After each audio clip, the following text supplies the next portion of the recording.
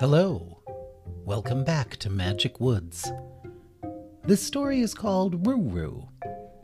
So Doggy's favorite present that he got from the golden bubblegum backpack was a baby bottle with a picture of a goofy purple dinosaur on the side. Now, that might not sound very exciting, but the bottle was perpetually full of top-quality root beer, and it never ran out. Doggy named the bottle Roo-Roo, and he drank out of it all day long, kinda like a baby sucking milk. And Kitty was embarrassed to have a friend who still used a baby bottle, even if it was full of root beer. And one day she said, "Doggy, you need to stop sucking out of that baby bottle, please." Doggy said, "Why? I like it." Kitty said, "Well, you look like a baby." Doggy said, "I don't care."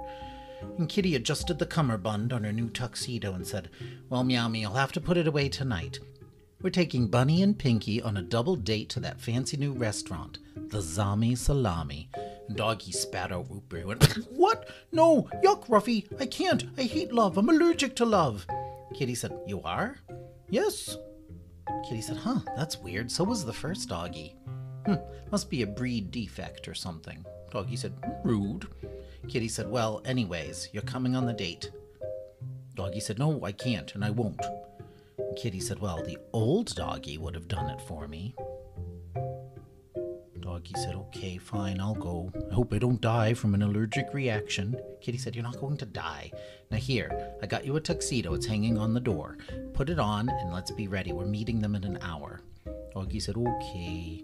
Kitty said, "And leave that silly baby bottle here. You can't take that to a fancy restaurant." "Okay." But Doggy slipped Roo-Roo into the inside pocket of his tuxedo when Kitty wasn't watching. He said, "Just in case of emergency, Ruffy." Well, they met Bunny and Pinky at the Zami Salami restaurant about an hour later. Bunny wore a fancy new dress and a garland of wildflowers. Pinky wore a fancy new dress and a sparkling tiara. And Kitty bowed to them and said, "Welcome, ladies, to the fanciest new restaurant in town." Bunny said, "Oh, it's so lovely. Look at this place. And I hear the food is supposed to be terrific, too." And then an elegantly dressed giraffe appeared at their side and said, "Right this way, madame et monsieur." Kitty said, "Merci, Meow-Me." And they followed the giraffe to a table for four. But on the way, Doggy stopped to scratch himself in inappropriate places. Kitty went, "Doggy, stop it. We're in a fancy restaurant." "Oh, right. Sorry, Ruffy."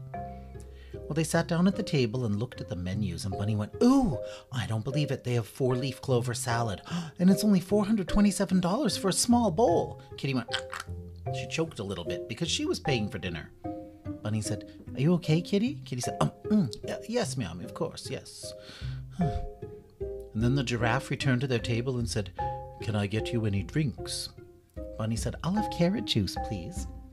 Pinky said, "I'll have dandelion tea, please." Kitty said, "I'll have a lemon water, please." Doggy said, "I'll have 2 large medium root beers, please." The giraffe said, "I'm sorry, sir, but here at the Zami Salami restaurant we only serve fine food and drink, not root beer." Doggy said, "Oh, not even expensive locally brewed root beer, Ruffy?" "Indeed not." Doggy said, "Well, fine. Good thing I brought my own." And he took Roo-Roo out of the inside pocket of his tuxedo and started drinking. Animals around the restaurant stopped to stare at the puppy slurping from a baby bottle. And a particularly well-dressed walrus said, "Oh, how gauche." Kitty said, "Put that thing away. You're embarrassing us."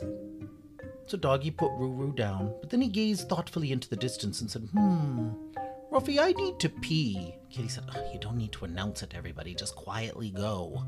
Doggy said, "And maybe poop, too." Kitty said, "Oh, just go." He said, "Okay." So Doggy got up from the table and headed to the bathroom, and he left Roo-Roo behind. And that gave Kitty an idea.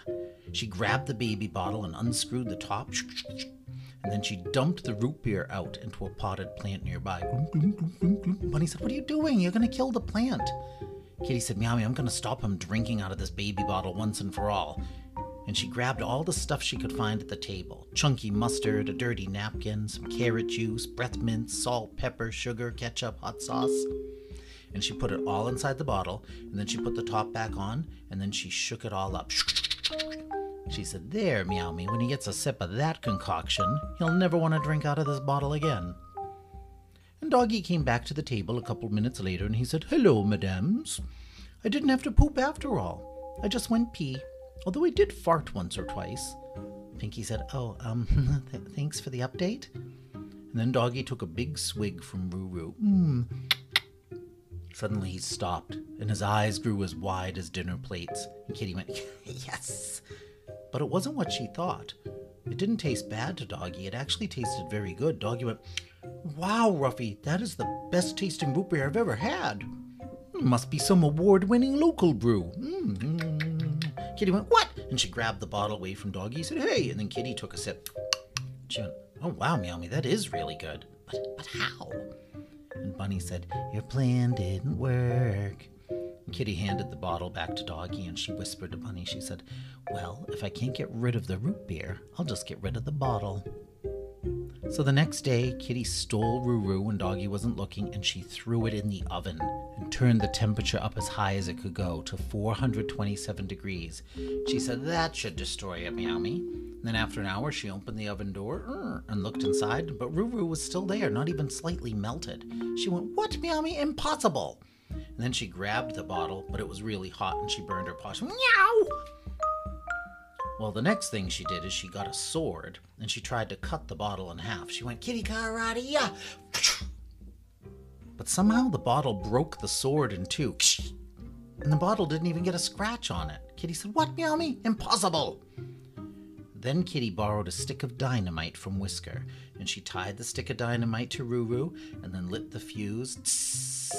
And then she ran and hid behind a hill and waited for the explosion. She said, "There, Meowmy, that should have destroyed the bottle for sure." But when the smoke cleared, she looked, and Roo-Roo was on the ground looking as good as ever. Wasn't even slightly damaged. And Kitty said, "What, Meowmy? Impossible!" "Well, if I can't destroy the darn thing, maybe I can make it disappear." So early the next morning, before anyone was awake, Kitty snuck to Doggy's room. Doggy was snoring in bed, and his arms were wrapped tight around Roo-Roo. And Kitty carefully pulled the bottle out of Doggy's protective embrace, and then she crept outside and brought Roo-Roo to the big black hole in the ground. She said, "See you later, you silly thing. Actually, see you never." And she threw the bottle into the black hole. For some reason, the sight of it disappearing into the darkness made her think of the first Doggy disappearing, and the thought made her sad. Well, then Kitty headed back to yesterday's macaroni, and she went to Doggy's room, and he was awake now, and he was rubbing his eyes and crying. He went, "Oh." Kitty said, "Oh, Doggy, what's wrong?" Doggy went, "I don't know where Roo-Roo is. He was sleeping with me. I know it. When I was asleep, I was holding on to him so tight, and then he just disappeared." Kitty went, "Oh, I'm so sorry, Doggy. But maybe it's a good thing that Roo-Roo's gone. Maybe it's time you grew up." And then Doggy went, "I know, but oh wait, there he is. Ruffy's on the ground right behind you." And Kitty went, "What?" And she turned around and looked, and Roo-Roo was sitting on the ground right behind her. And she said, "What, Meowmy? Impossible!" But then the little purple dinosaur on the side of the bottle winked at her. And Kitty went, "Wow!" Her hair stood straight on end, and she jumped straight up into the air, and she hissed and spit. And then she ran away sideways and ran into the wall. And then she took off out of the room. And Doggy picked Roo-Roo up and said, "I wonder what's wrong with her, Ruffy." And then he took a big swig of root beer. And from that day on, Kitty left Roo-Roo alone. Well, that's the end of the story, Roo-Roo. The next story is called Silent K. Goodbye.